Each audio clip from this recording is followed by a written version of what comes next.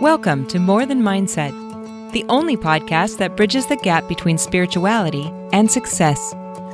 Go beyond the mind with clarity and confidence coach Kim Guillory and learn how to integrate your passion to serve with your skills and experience to create a business you love. Let's get started. Hey, welcome back. Alrighty, guys. Today we are talking about growth risk, the risk that you have to face surrounding growth, whether you choose to grow or not. It's a risk either way. So which one will you choose? So I am just returning from Florida and I am back settled into my routine. Just so you know, a little personal thing here. I am on a 100 days of Peloton, it's called. And so I am on week 8 that I am on a workout routine every single day for 100 days. It's really fascinating. The excuses that come up, the things that I tell myself, and the confidence that I have grown in trusting myself. So if you tend to lack confidence or certainty, and you want to trust yourself more, set yourself a goal that you have to work at on a regular basis that requires commitment and discipline. And that is the fastest track to self-confidence. Because when you can prove it to yourself that you can do it, you won't need anyone else to validate it or approve. What? All right. So let's get on with the show. Now that I am settled back in, I have been spending time contemplating what my clients struggle with the most, as well as what I struggle with. This is kind of a big deal. And that tends to be change. So I've been talking about this the last couple of weeks. So it's kind of a continuance of that. And the risk, the very first risk of growing is what happens in your current environment, whether that is with your peers or with your partner or just friends in general, whether that's at work or at home. It's the 5 people that you stay around with the most. So you can just think about that real quick. Who are the 5 people that you communicate with most often? This is where that growth risk typically happens in the deepest way. So like for me, it's amongst my family, my team, my partner, my husband.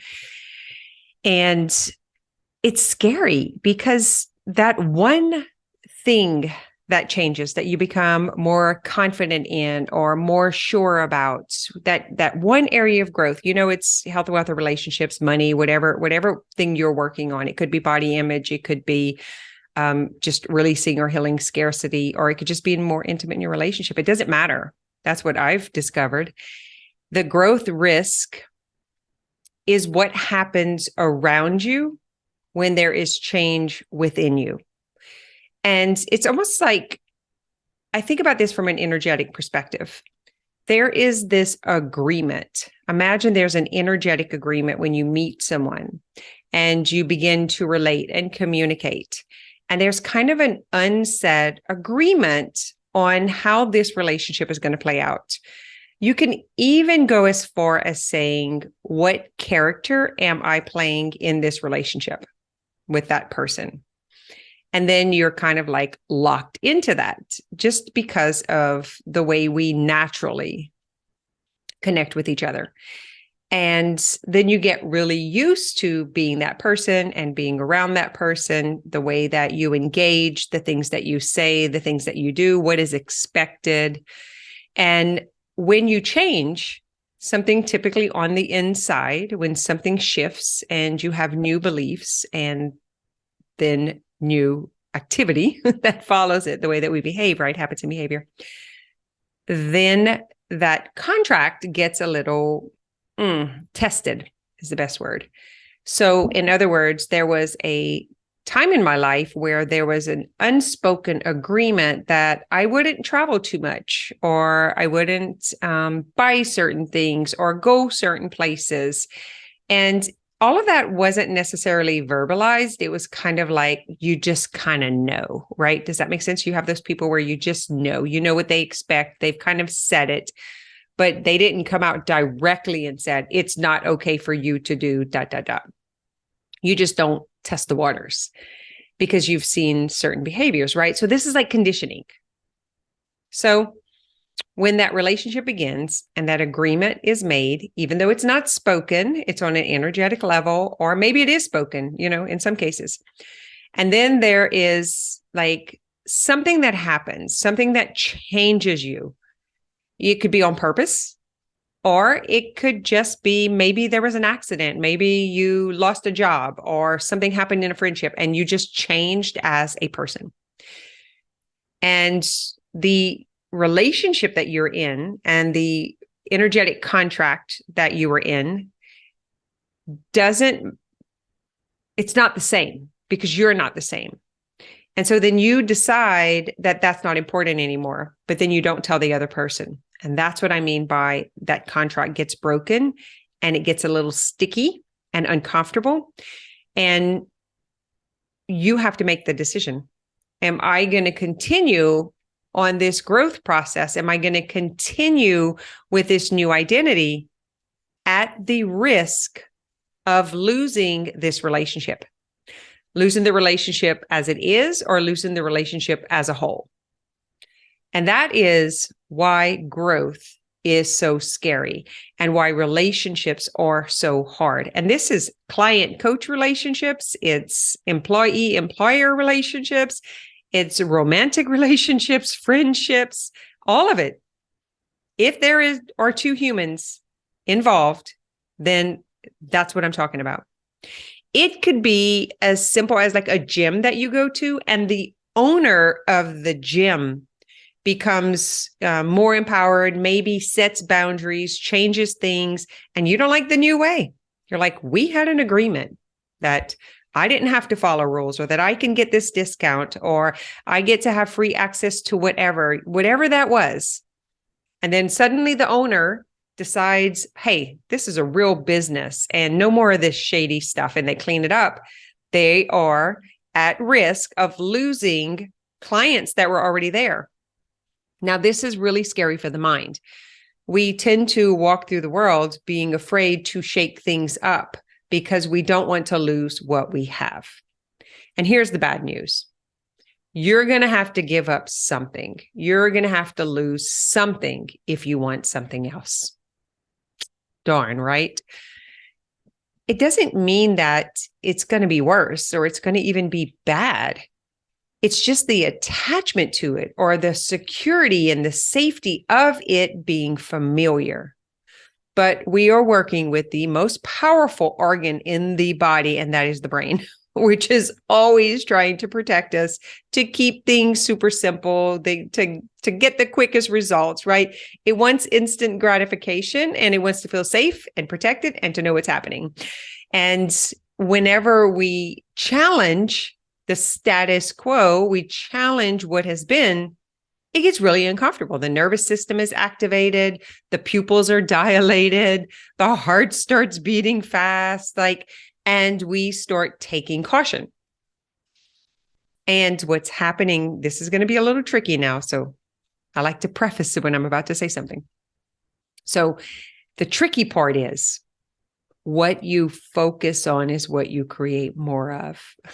So if you're focused on that, then your attention is not on the continuance of the growth. And then you end up in a mess, and it feels overwhelming and chaotic, and feels like there's like a crisis going on. And I want to tell you that if you had clarity and expected that this was going to get shaken up, and then you can plan, so you can have a strategy and you can preface those conversations. My first core value is transparency. And so if you can be transparent, open, intimate, honest. Just be honest. I love you. And this has been wonderful for the last 5, 10, 15, 20 minutes or years. But I've decided I want to try something else. I'm letting you in on it. I'm letting you know that I'm going to be trying something else, that I'm going to be changing some things. So that way there's an understanding, and maybe that next contract can be agreed upon instead of it just kind of like getting brushed under the rug and just having these expectations that are actually not agreed upon. I hope I'm not going in circles. I'm going to take you back around and bring it back in. So the topic is growth risk. What are the risks that you take in order to grow yourself as a person, as a business, in the relationship, body confidence, whatever it is for you? What is the risk that you're going to have to take? Number one is risking being critiqued, being threatened. I don't mean in a bad, scary way, but emotionally threatened. Or even physically threatened that, hey, I'm out of here. I'm out of your life. I'm going to like throw you in the ditch. I don't want anything to do with you anymore. So that's like a physical threat that the person may not like who you've chosen to be. That's another risk. You are risking people talking about you. So that's going to happen anyway, right? But it's what you make it out to mean. You're going to risk some sort of separation, some loss. You're going to risk being critiqued. You're going to risk someone resisting that change. You're going to risk discomfort. So just take one scenario. Let's just imagine, I'm going to use business because, I like that. So let's just imagine I've decided to change something in my business in one of my containers. And it could be like I go up on the price, or we don't have as many calls as we used to, or you can no longer contact me in between calls. I'm only going to be available at this one time, and that's it. But it's just any sort of change. And the beginning of that contract or that relationship, let's just say it was a year ago, and that's not how I started it. So let's say I was available all the time. You could text me, you could private message me, you can get coaching anytime you want. You could post in the group. I'm always going to answer you. So just say that like you pay me this much money and I'm going to give you all of this extra support. And then a year later, that contract is still intact. And I'm like, hey guys, things are changing. I'm just going to be available at this certain time on this day. And this is what I'm going to offer. And all that rest of the stuff is off limits. So imagine the same thing if you were at the gym and you used to get access to the sauna and to the tanning beds and all this other stuff. And then suddenly they're like, okay, that's all changed. Here's the price. That's not included anymore. And you were still in that contract. Does that make sense? So there is a change that happens from what it was. In order for you to grow the business, in order for you to get new equipment, or for you to maybe offer a different service because maybe the container has changed and what they need has changed, and you want to improve it for them to grow, they might not agree. They might not want to grow to the level that you can see their potential. They might not want this new agreement. And so they have the option, if you change the contract, the agreement, if you do it differently, to get out. So you risk the loss of the business, the loss of the person, the loss of the friendship, whatever that looks like. And the question is, are you willing to risk what was in order to create something else, to have something new? If not, guys, you are going to be in a bind because you're now at the risk of not growing, which is bailing and disappointing yourself. So do you want to grow despite the fact that you might disappoint someone else, or do you want to disappoint yourself? Which one is the greater risk for you? Regret, not living out your potential, not experiencing some of the things that you want in life, maybe some of the challenges that you want to overcome, something that you want to create, risking this unmet potential inside of you that's going to go to the grave, risking resentment and disappointments that you're going to have about yourself and not having the courage to do it, or it's going to be the other. We really don't take time to think this stuff through. And we kind of just hope for the best. And then it all happens. So what I'm presenting today is, what if you knew that that was possibly going to happen, and you prefaced a conversation and you were completely transparent. You shared or informed what your plans were. You were really clear about it. Maybe even your intention behind it. Maybe you would go as far as asking for support, right? How simple is that? Yet we tend to not do it because we're afraid someone's going to disagree, and then we don't do it at all. And then we both lose. The relationship doesn't grow, and you don't grow, and possibly the business doesn't grow. So just wanted to kind of talk about what I've been considering and thinking about, because I have made some changes. I've made some changes with my team. I've made some changes with my program, what I'm offering. Matter of fact, we did the 10-week mind body coaching intensive. It's an advanced coaching container. And I've been thinking about like doing this live instead of a 10-week intensive. So a 10-week intensive the calls are actually, they're supposed to be an hour, but 90 minutes, they've been lasting 2 hours. So it's like 20 hours of advanced mind body coaching or advanced coaching techniques. And now I'm contemplating doing this as a 5 or 6 day intensive. So you would imagine that's a lot of hours, but the beauty of it is we can go way deeper and get a lot of practice, and it's in person. So they can actually stay up at night and continue to practice and, meet people on a very intimate level and learn how to become amazing coaches through this in-person week-long event. And of course, I have people who are asking about the 10-week intensive done online. And there are some people disappointed. And so am I willing to risk moving it into physical form to have a deeper, more intimate training? Plus, it'll be a different expense point, right? Because they'll have to travel and take time off. So I have to weigh out the difference. So what I'm doing right now is I'm being completely transparent. I'm having that conversation. I'm talking to people about it. And for the last 2 years, I have not offered my integrative mind-body coach training because I saw where the coaching industry was just kind of pumping a lot of people out. And I felt like it was a disservice because the work that we do is so deep, going into the subconscious layers, going into a lot of the old unresolved traumas.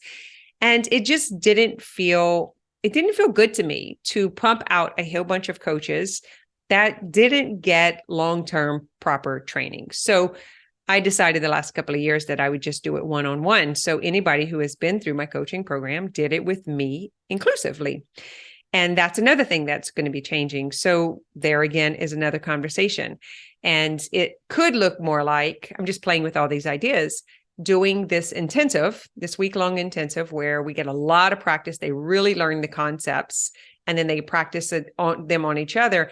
And when we come home, this training would extend for 6 months online. And that would be, instead of having just the intensive, it would actually turn into the entire coach training or the certification. So looking at it that way and having these conversations brought up a lot of discomfort.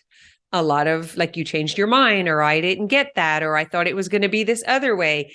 And it's really interesting because the whole reason that I'm entertaining this new idea is because I think it's going to be a much richer experience for the client, for their training. Just in general, they will walk away a well-trained coach who understands this work at mastery level to be able to do it intense like that and then follow through for 6 months. So it just got me thinking how we do this in all of our relationships. If I decide to go vegan or vegetarian and my husband is a meat eater and he's not liking like the changes in the house and the groceries, not that I actually do that, he does that, but that in the past, that has brought up a lot of arguments because he wants things the way they were. He wants things the way he expects them to be or the way that he likes them. And I wouldn't tell him that I was going on a diet or that I was changing things. I wouldn't tell him whenever the menu was going to change, and he would come home and he's wondering where his meat is.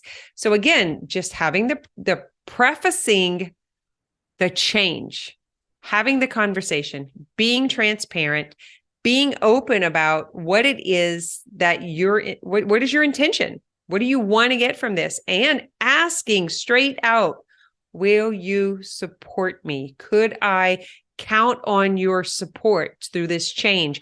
I'm open to having a conversation about it back and forth. I'm open to explore options if it feels like it's not working, and see what else we can pivot or change. And I realize, guys, that I'm so flexible that actually creates chaos and conflict, because I don't have a problem changing my mind. I don't have a problem changing the program. Or if we see that something's going to work better and like there's a better option, I'm all about it. And I tell my team this. I was like, if you see something that will work better, let me know. And I tell my clients this, like, hey guys, it's time to reset. Anybody who's in eSchool and Self-Healing Masters, I do this all the time. Today, we did a call on the incarnation crosses and human design stuff. And I stopped the call and I was like, where is everyone at? Let me know where you are. Let me know if I can pivot this. How can I serve you? Because when we are focused on serving, it is so much better than focusing on being stuck with something that's not working anymore, that's not actually serving. And so my intention is always, how can we do it better? How can we grow from this? What else do you need? I am open to suggestions. And at the same time, I also have rules and boundaries that protect my clients. And I don't negotiate those much, because I've already tested them out. So those things really don't change. So anyway, that's what today's about, is growth risk. If you do grow and if you don't grow, there are risks either way, because you cannot control another person's growth. And that's one thing that is always going to be a consideration, because we are humans, because we change, because we have new challenges every day, every year, especially as we age. I remember this conversation with my husband. He's 11 years older than I am. And as his body changed and his ability to do things changed, and his interest changed, and my interest changed. And we were at risk of not agreeing with the other. So we had to come up with something. And I think this is a big part of, what do you want in your relationships? Do you want it to be the same all the time and you're still married to the same person you were 14 years ago? Like, not just the same physical body person, but the same mental, the same spiritual, the same emotional person. Not me. No, I don't want to be the person I was yesterday. I want to keep learning and exploring. And that makes it really challenging to be in relationship. It's also challenging to be in business, because my team has to stay on their toes and they have to keep up with it. I'm not willing to negotiate that. I'm not willing to go into like so tightly bound in our container that we don't have leeway, that we don't have expansion. Like, we have an event coming up. We're doing another boot camp like that. The first one was boot camp in relationships with yourself and others.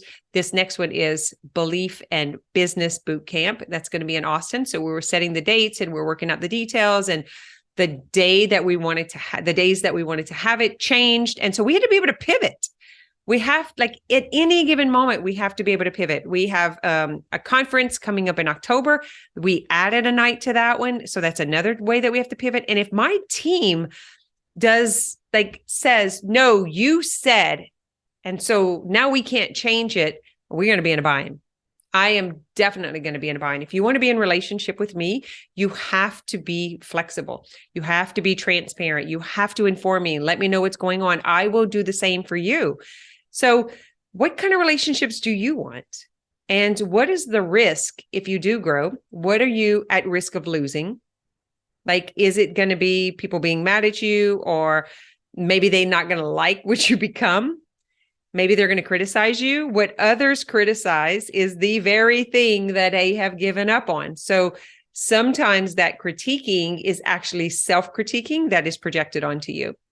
And then what is the risk if you don't grow? If you stay exactly as you are right now, you don't learn new technology, you don't upgrade your iPhone, you don't get a new car, you don't change the way that you communicate, speak, experience.